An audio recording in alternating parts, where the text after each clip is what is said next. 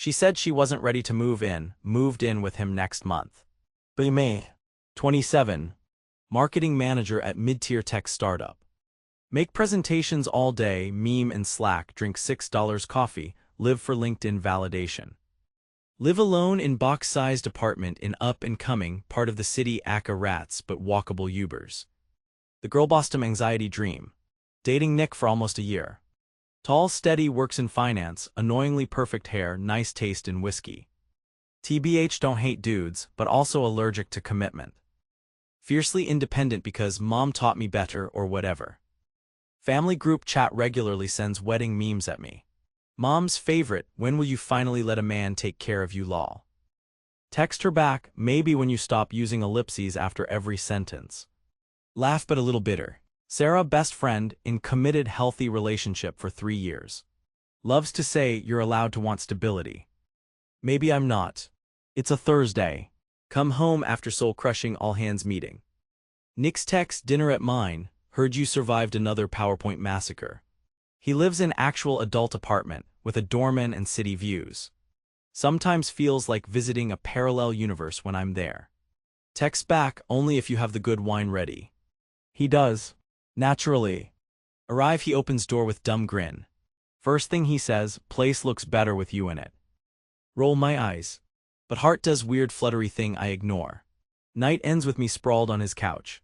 Wine glass balanced precariously on his economics textbook. He looks over, half joking. You know, you could always just move in. Almost drop wine. Shoot him a side-eye. Ha, trying to steal my independence, finance bro.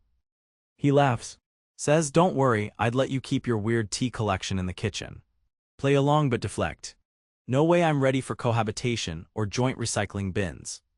Change subject to the new Elon Musk meme. The next day at work. Huddled over my laptop, caffeine dead. Lena, my single-by-choice coworker, slides into my DMs. Dating anyone new, or did finance bro finally bore you to death? Tell her still alive for now.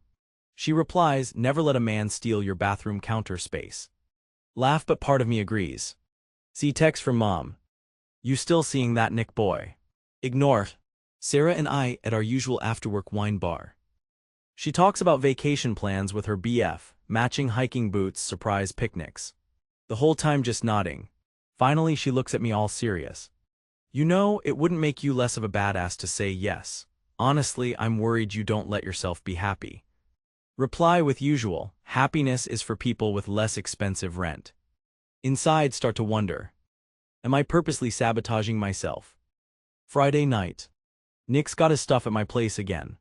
Has a toothbrush, phone charger, 3 shirts, living here rent-free. Suddenly aware of how small my apartment feels. He brings up moving in, this time with less joke, more eyebrows. Wouldn't have to keep hauling my stuff across town. Buzzing in my head. Flashbacks to ex-boyfriend disaster, codependent chaos, messy breakup that left me cold on kitchen tile at 2 a.m. listening to Phoebe Bridgers. Tell Nick I'm not ready. Hear myself say it on autopilot. He just nods. Says that's okay, I love you, I'm not going anywhere. Unfair how calm he is. Wish I could be that sure of anything. Can't sleep that night. Stare at my ceiling. Counting all the things I'd lose. Solitude rituals, weird Spotify playlists at 2 a.m.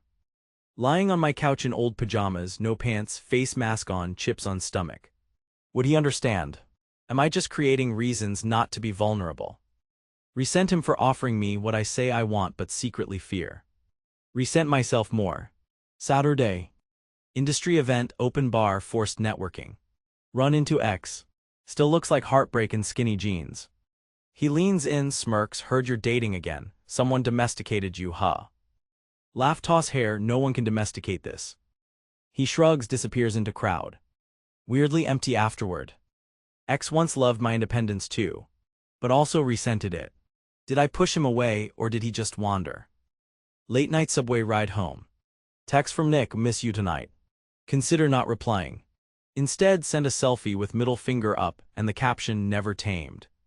He laughs, sends back a pic of the cat he's fostering. Says she's more wild than you, TBH. My stomach flips for reasons I can't name. Sunday. Mom calls. Standard interrogation, you're still on your own. Say yeah, prefer it that way. She sighs, lectures about needing someone to share the burdens. Phone heavy in hand. Wonder about all the women in my family, generations trained to fear being alone. All the times they settled for company they didn't want just so they wouldn't be alone. I'm different, right? Next week. Get home from work. Water everywhere. Pipe burst in the wall. Landlord, it'll take weeks to fix, maybe months. Wanted to cry or scream but too numb. Suitcase out, shoving clothes in with one hand, texting Sarah with the other. Phone buzzes. Nick, stay at mine, duh. No hesitation, just I'll be there in 20. City whirling by in Uber. I look at my suitcase. Think it's temporary, not a relationship milestone. Replaying every time I said I wasn't ready. Ready or not, here I come. First night at Nick's. He gives me 2 drawers, spot in the fridge, lets me pick playlist for dinner. Pretends not to notice when I cry a little in the shower. Asks no questions, just hands me a towel, says, take your time, I'm in no rush. Wake up to smell of his expensive coffee, sunlight streaming through windows. Feels intrusive and magic at once. Monday morning, new commute. Different skyline out window, different subway route. Nick brings me coffee, pecks my forehead, leaves for work. I sit at window. Feel the urge to flee and settle at the same time. Lunchtime. Text from Lena, lol, domesticated after all. Text from Sarah, moving in together is scary but you got this, proud of you. Ignore first, heart emoji second. After work, Nick comes home early. After dinner, we watch dumb video compilations. I start talking, anxiety bubbling. Tell him I still feel weird calling this place home, like if I say it out loud I'll start to disappear. He just listens. Finally says, you make the space, doesn't matter whose name's on the lease. See something in his face I hadn't noticed before. Wonder if this is what compromise feels like. Week goes by. Settling into patterns, his side, my side, arguments over whose Spotify playlist is more tragic. He lets me have control over the bookshelf. He asks about my day, actually listens. All the little things add up. Wake one morning thinking, maybe this is just another way to be independent. To let someone care and still keep yourself. Not sure I believe it, but feels close. Late night kitchen talks. Nick says I used to think relationships were supposed to be easy. Maybe it's about learning each other's weirdness and letting it in. I laugh, call him softer than a startup hoodie. Give him the nice mug I almost left at my old place. He fills it with tea, hands it to me. Small dumb moment. Means everything. Weekend group brunch. Sarah grins at me. So how's it feel to be living together? Shrug, not as bad as I thought, still waiting for the codependent breakdown. Lena rolls her eyes, give it time. Next thing I know, you'll be posting sourdough bread pics and matching mugs. Smirk, only if I get to keep my feminist street cred. Everyone laughs. But the old fear's still there, lurking at the edge. Night after brunch. Lying in bed, Nick asleep beside me. I stare at the ceiling. Think about my old apartment. Empty now, echoes of myself in every chipped tile and burned-out bulb. Miss the sound of nothing but myself. Miss the possibilities. Fear the certainty. Text from Mom. I knew you'd get there eventually, so proud, your grandma would be too.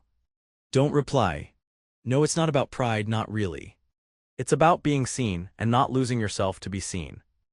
Morning sunlight. Nick is up before me. Coffee again, the good beans.